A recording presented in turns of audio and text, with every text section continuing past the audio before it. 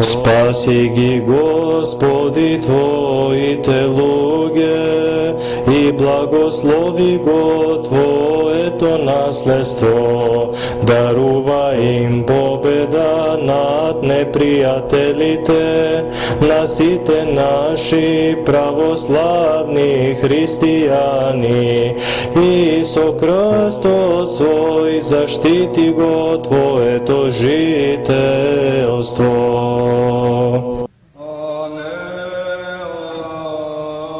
12 големи празници одбележуваат собитија кои што не излегуваат од евангелскиот круг.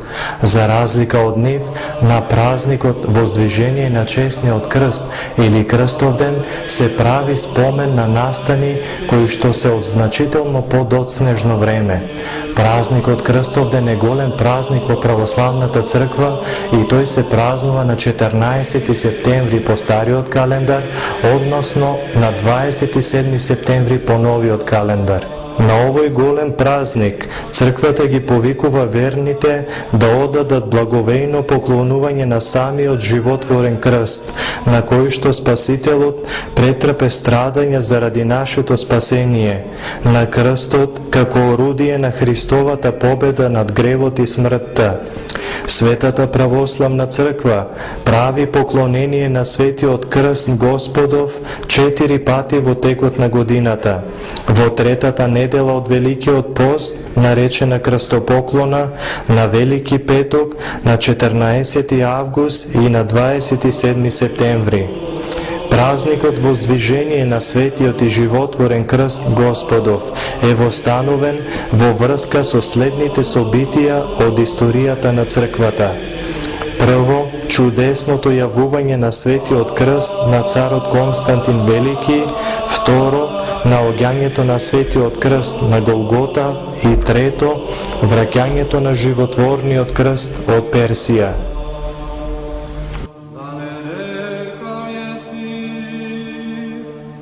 Во текот на 312 година од раѓањето Христово, Константин Велики тргнал со својата војска да го ослободи градот Рим од власта на тиранинот Максентий.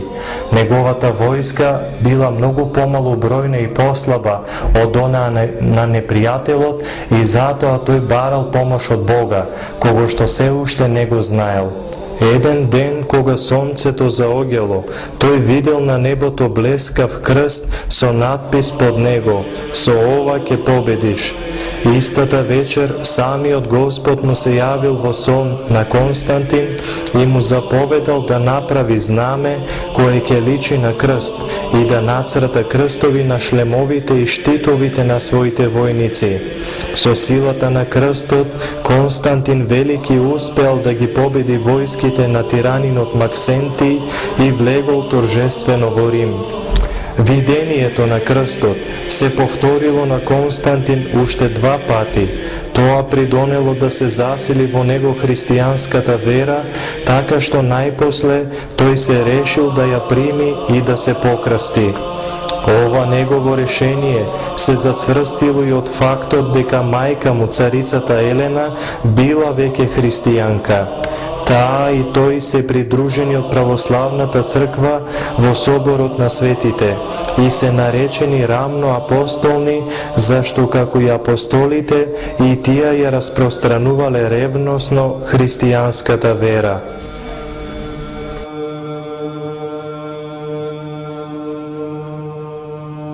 Неколку години подоцна, во 326 година, царицата Елена, мајката на царот Константин Велики, ги посетила светите места во Палестина и посакала да го пронајде Светиот крст Господов.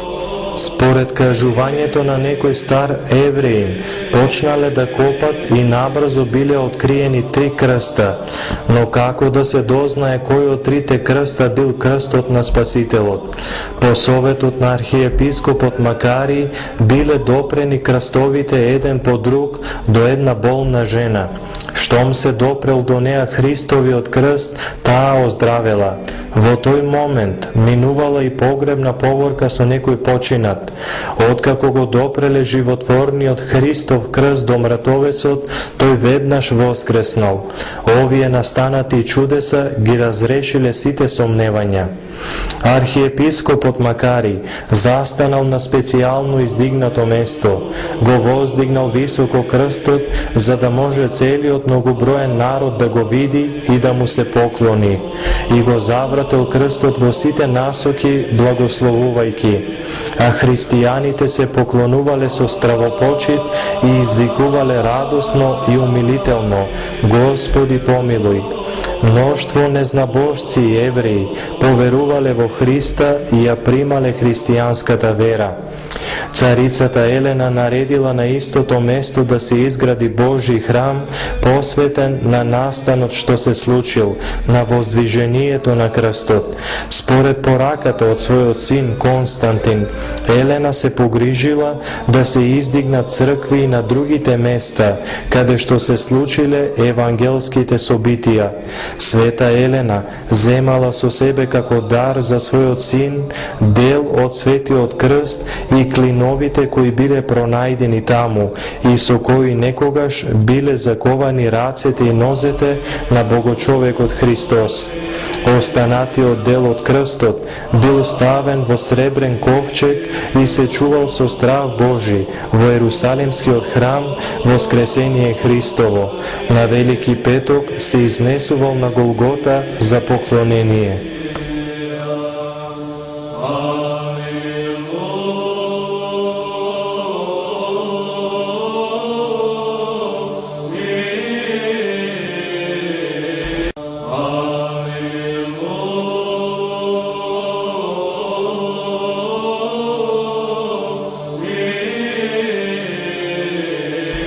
Третиот настан кој што го празнуваме овој ден е следниот. Во 614 година персискиот цар Хозрој бил во војна со Византиската империја. Освојувајќи многу градови во Византија, тој го освоил и Ерусалим, ги разорил црквите во него и ги запленил сите скапоценности што ги пронашол таму. Меѓу запленетите светињи бил и свештениот Господов крст. После некое време византискиот император Ираклий успел да го победи Хозрој. При склучувањето на мир, персиците биле задолжени да ги пуштат заробените и да вратат се што било ограбено за време на војната. Тогаш императорот Ираклий торжествено ја вратил во Ерусалим големата светиња, честниот и животворен крст Господов. Христијаните, начело со патриархот Захари, го пречекале враќањето на крстот со палмови гранчиња во рацете. Императорот самиот го внел во Ерусалим крстот. Откако ја слекол царската облека и обувките, бос и со прости алишта на смирен начин го внесол во црква, за радост и утеха на целиот христијански свет. Овие три настани ги празнуваме на овој голем празник.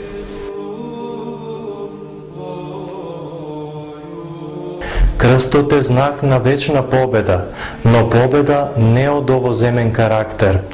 Она воздвижение што се случило пред 1700 години, кога бил пронајден крстот во Палестина, не упатува нас денес да го воздигнеме знакот на честниот крст во нашите срца и таа непобедлива сила што излегува од него да направиме да биде наша и на таков начин да се доближиме до Божиот престол.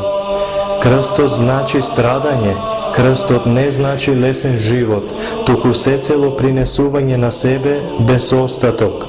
Како што на крстот се умира, како што Господ Христос умре на крстот, така и ние треба да умреме за се овоземно. Односно, стариот гревовен човек, стариот Адам, треба да умре, за да може да се роди нов човек преку воскресението Христово. Крстот е жртвеник на кој Господ се принесе самиот себе за живот на целиот свет. Крстот е најсветиот знак и символ на нашата вера. Сите свети тајни, обреди и свештено дејства се прават преку призивот на Светиот Дух и печатот на крстот. И благословот од свештеникот го изобразува крстот. Крстот е најверен другар во животот на христијаните од раѓањето до смртта. Се осенуваме на градите со него, го оставаме на храмовите, на гробовите, во институциите, во околите, секаде и како што се пее во црквата. Крстот е чувар на сета вселена, убавина на црквата, на царевите сила, на верните потпора, на ангелите слава, а пораз на демоните.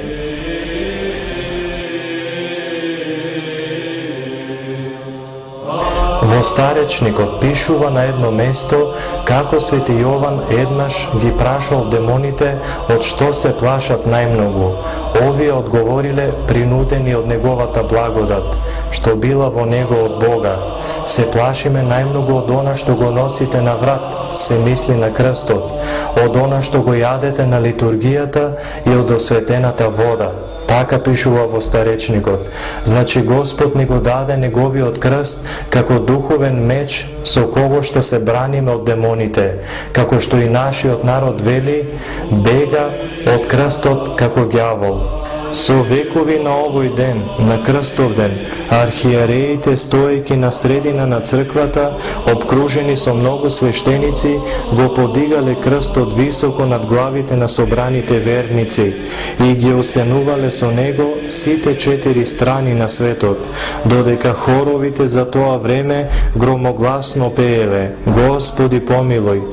Тоа било празник на христијанското царство кое се родило под знакот на крстот.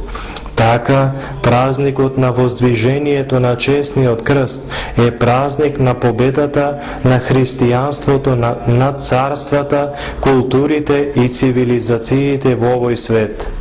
Нашето празнување на празникот Крстовден, во која прилика секој пат одново ги изговараме древните зборови за славната победа на христијанството, никако не е само подсетување на она што било, а кое веќе го нема. Смислата на празнувањето на овој празник е во тоа, секој пат одново да се вдлабочуваме во смислата која ја има зборот победа во христијанската вера. Се воздигнува и победува крстот Христов наспроти се. И во каква темница и да се наоѓа човек, и колку и да триумфира злото во светот, надворешно гледано, срцето на христијанинот знае и го слуша Христовиот глас кој вели: не плашете се, бидејќи јас го победив светот.